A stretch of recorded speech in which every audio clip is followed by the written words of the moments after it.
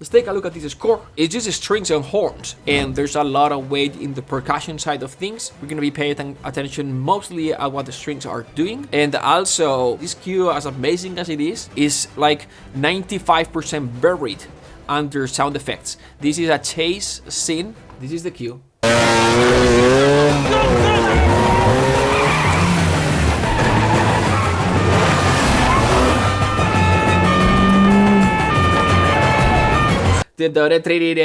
This guy.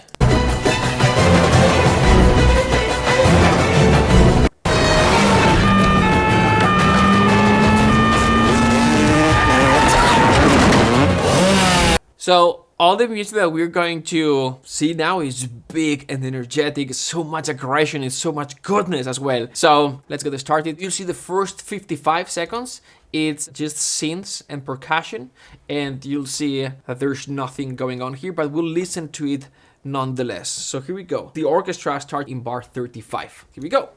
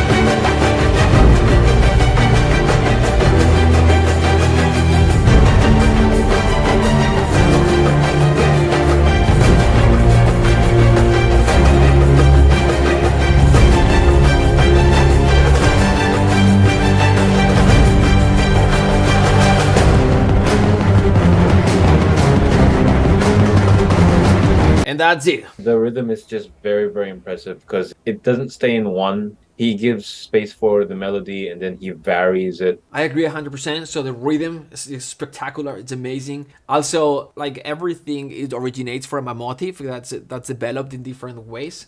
So it's in six, but he didn't really write it out in six. I'm feeling six, but I'm not looking at six. I'm looking at like, well, really four. Exactly. Yeah, 100%. Maybe it makes sense for some rhythms and to create that kind of like polyrhythmia and syncopation sometimes. Maybe. Digga, digga, digga, digga, ba-bum, ba-bum, ba-bum, ba-bum type of thing. So let's analyze these hits. What we don't have is trumpets, basically. But we've got everything else. 10 horns, 3 trombones, 2 bass trombones, 2 contrabass trombones, and 3 tubas.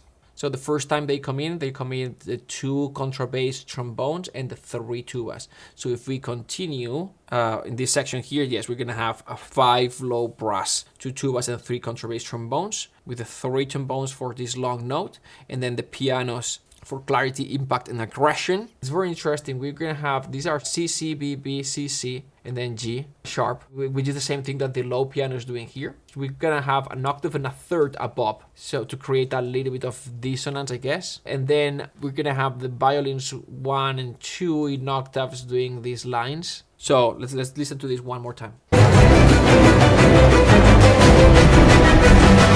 I mean, I hear plenty of cellos and double basses, but not, I don't hear the blah, blah of the brass. And if we look at this, it's Q. Q means that it's there, it's written. We'll try it with the orchestra, we'll see. But I'll let you know if you're gonna play this or not. Let's listen and let's stop one point that we find interesting and let's comment a few things.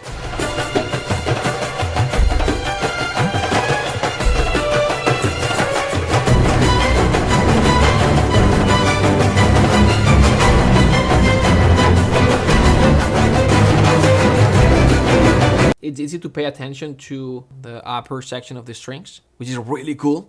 I really like it. But let's pay attention to this lower part of the strings.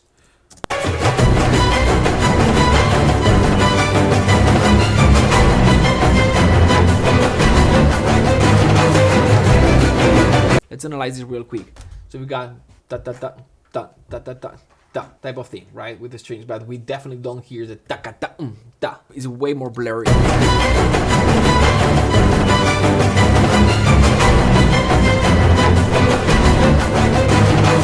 So marcato and the staccato, but then we're gonna have the viola DBC, we're gonna have the cellos DBC, so they are not playing the same note. The double basses are DBC actually, so these are not double stops DBC here. If we just had the violas, we could hear the da.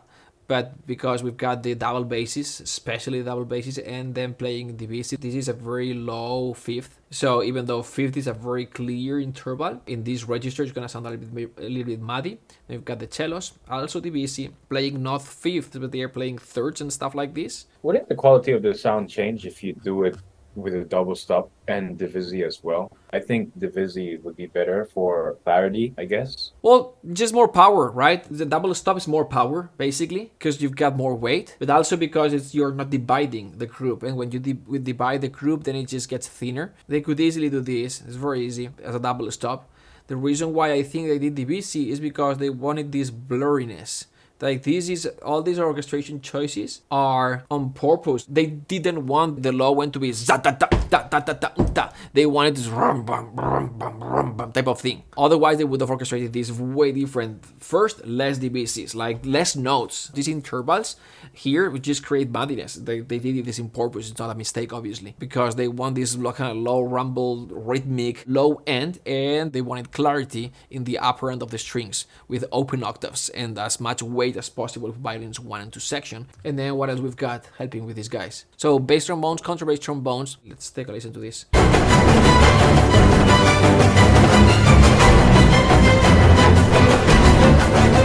If we had like a real orchestra, we've got the strings and the trombones doing this, and we would hear brass. Like we would hear these guys. Supposedly, based on the score, we should hear them, but maybe they got rid of it.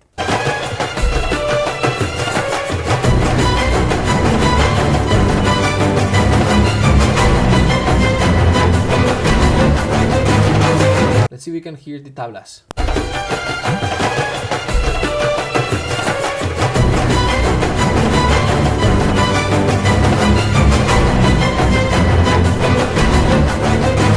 We've got the djembes and the arabesque fills, etc., doing this percussion bed, and it's sequenced or pre-recorded. Let's move on a little bit.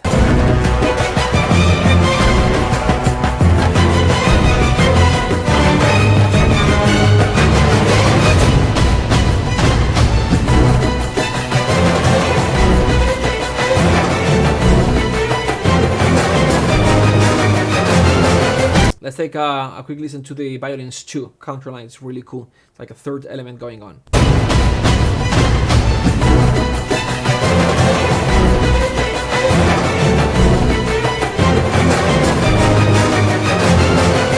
The same melody that we had earlier, right? This is the main melody, but now goes down in the like mid register, while the violins 1 goes up for the transition to the next section. Let's see if we can hear tubas and all that. That's up here.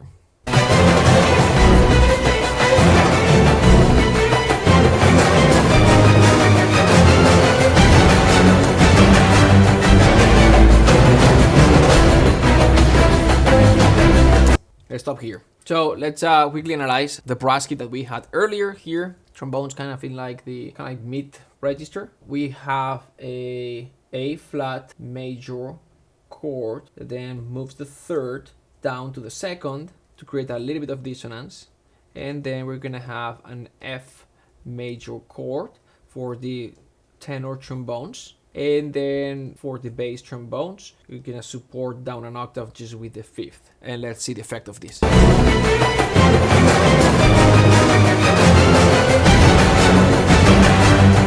We could say even subtle 4/5 trombones, but it works great, balanced great. And then what I want to talk about is this section here after the transition.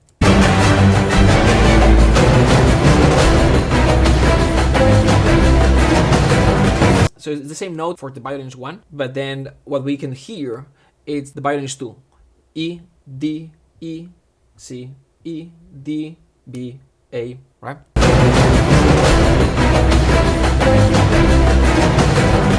There's something that's thickening the texture and adding a little bit of dissonance, right? Which is the cello down a third. Or we could say that the main note is what the double basses and cellos are playing, and then we've got the violins up an octave and a third, sort of thing. But what we can hear is the up an octave and a third is the highest note.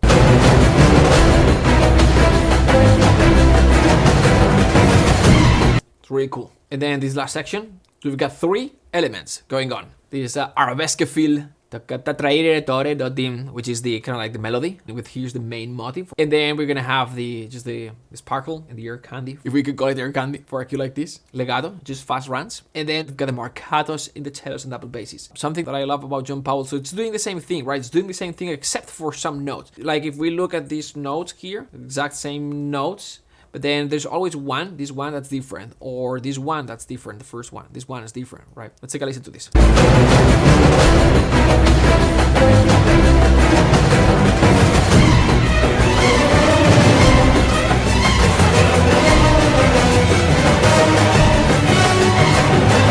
We need to hear a pulse in the bass that sounds something like that's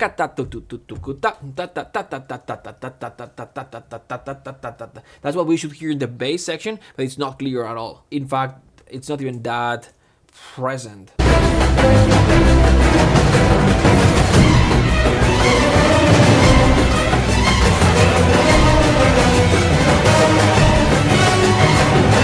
Like marcato, we don't hear that much of that. Some notes are different for create that blurriness, but it's not that big of a deal. They are playing in unison essentially. They recorded this separately. They definitely in the mix lowered this a lot. And what we hear basically is the horns. So we've got horns, violins 2 and viola. That's what we're gonna hear most. And then definitely we hear the runs. They rebalance this later on in the mix. And we are not criticizing or saying this is not how an orchestra should sound or would sound. We're just trying to understand what was written and what's the final result. The process will get that final sound. You have to understand that when you hear something like this, when you're comparing your music, when you are composing those earlier stages, this went through so many other processes that you still didn't get to, that made this music sound like this. The music was composed, that was the mock-up. The mock-up was reviewed, maybe they got notes from the director. Great, second version. We're gonna record with an orchestra on Monday. You're gonna have all the stems for the orchestra to listen to. Great, awesome. Then we recorded with the orchestra.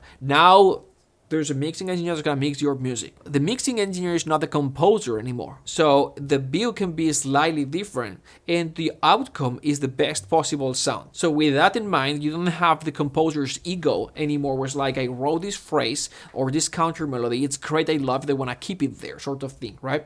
It's like, what the outcome here is to make this sound as good as possible. And if there's anything that's conflicting to a great mix, then we're gonna eliminate this. Obviously, the composition needs to be, but the sound is super important for a director. It doesn't matter if it's like a strings line or it's a hybrid pulse, it has to sound good. Hey, you watched the video till the end, congratulations! Alright, so just comment with the I'm a composer hashtag, so I know that you've watched the video till the end. And also please consider subscribing if you haven't already. Click the subscribe button. This does 3 things. First, YouTube is gonna show our videos in your homepage. They are gonna be there when you need them. Second, helps our channel grow, makes us happy to see that number increase. And 3, most importantly, it lets the algorithm know that what we are doing matter, and YouTube is gonna put our videos in front of composers like you that want to grow and learn. We're gonna continue to post free videos to add value, but please help us reach more people. Alright, thanks for watching, thanks for your time, congrats again for watching the video till the end. I'll see you in the next one. Bye.